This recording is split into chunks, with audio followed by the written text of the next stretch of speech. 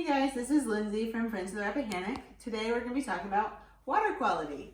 So just a little bit before we start is a little bit about Friends of the Rappahannock. So we do three main things. We advocate for the river, which means to stand up for. So we make sure that we are getting laws passed that will help the river. We also restore the river, which means we plant trees, we plant grasses along the edges, and we also do oyster restoration. And lastly, we educate. We like to come into classes, but of course we're trying to come to you at this point in time to learn a little bit more about our local rivers.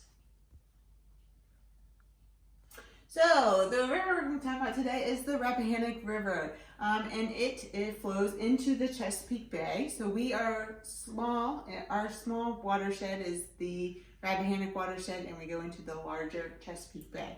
The information that we give to you today can be kind of applicable to any of the rivers, but today specifically we were talking about the Rappahannock. So what is a watershed? According to NOAA, it is a land area that channels rainfall and snowmelt to creeks and streams and eventually into outflow points such as reservoirs, bays, and into the ocean. So it is any water falling on land, and it goes into any of the smaller creeks and streams into a larger body of water. So we are in the Chesapeake Bay Watershed. So the Chesapeake Bay Watershed consists or is within 6 states and 1 district. So really quickly, do you know the 6 states that the Chesapeake Bay is made up of?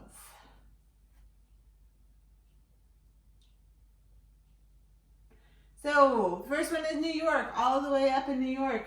And then we go down to Delaware, Pennsylvania, Maryland, West Virginia, and Virginia. And of course, the district is the District of Columbia. And the Chesapeake Bay Watershed is home to 17 million people. So what you do in your backyard definitely affects everyone else in the watershed. And it's also the largest estuary within the United States. So this is the Chesapeake Bay Watershed. Again, it's made up of smaller watersheds. We are in Fredericksburg, we are within the Rappahannock Watershed. And as you can see, the states that are within the watershed include, there's Virginia, West Virginia, Pennsylvania, all the way up into New York. So this again is the Chesapeake Bay Watershed, home to 17 million people. If we zoomed in just on the Rappahannock Watershed, the green is the outline, and all of the tiny blue lines are small creeks and streams, and any water that falls within this green line will end up in the Rappahannock Watershed. We are in Fredericksburg. You can see 95, which crosses down the middle, and 95 is also separating 2 regions of Virginia. Do you know those 2 regions? One might be near the coast, and the second one is on this side of 95. So this region over here is the coastal plain, and this one is the Piedmont region of Virginia. So 95 is directly right in the middle, and this is also where 2 regions meet. All right, and that creates a fall line. And where we have fall lines, the 2 regions, they erode at different rates, which means that we have more rocks and more rapids. So this area, we have more rapids in Fredericksburg. So if we took a look at just the Rappahannock River, this is the upper, middle part of the river and the lower part of the river. So in the upper part is near the mountains in Shenandoah National Park area. And as you can see, we have lots and lots of waterfalls. Do you think this water is fresh water or salt water?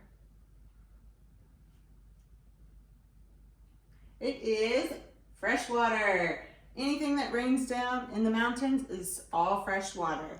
All right, next we have the middle watershed. This photo is taken from the 95 bridge.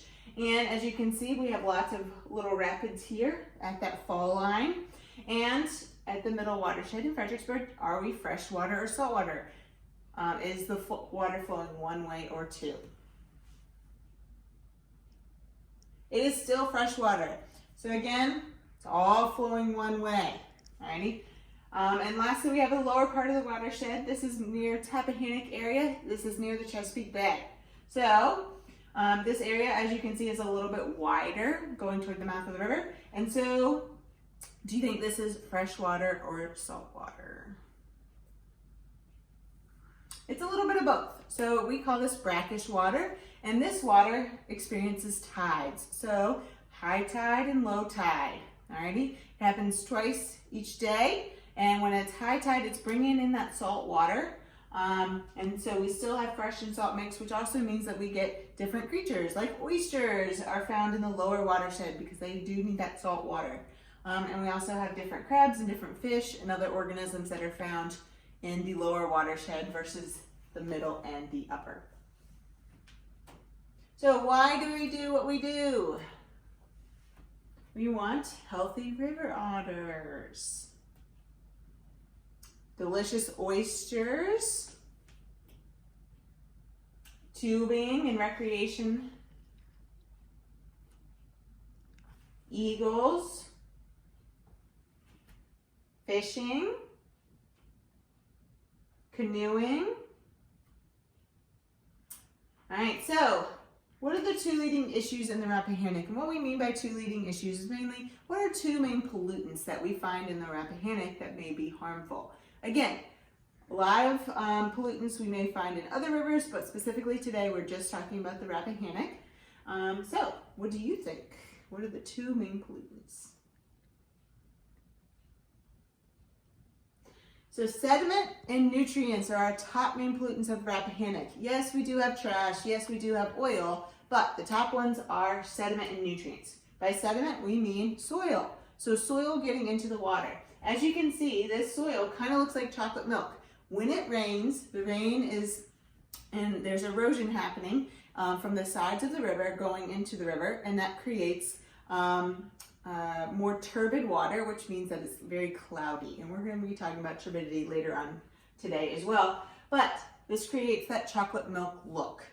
The problem with the chocolate milk look is the fact that we have the sun coming down and then this chocolate milk, but there are lots of plants and other things living. And those plants need sunlight to survive.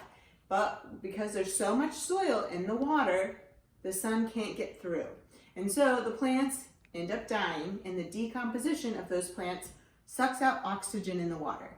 And organisms such as fish and even macroorganisms and tiny little creatures, they need oxygen to survive. So when the plants die and they suck out oxygen, those creatures either have to move or they end up dying.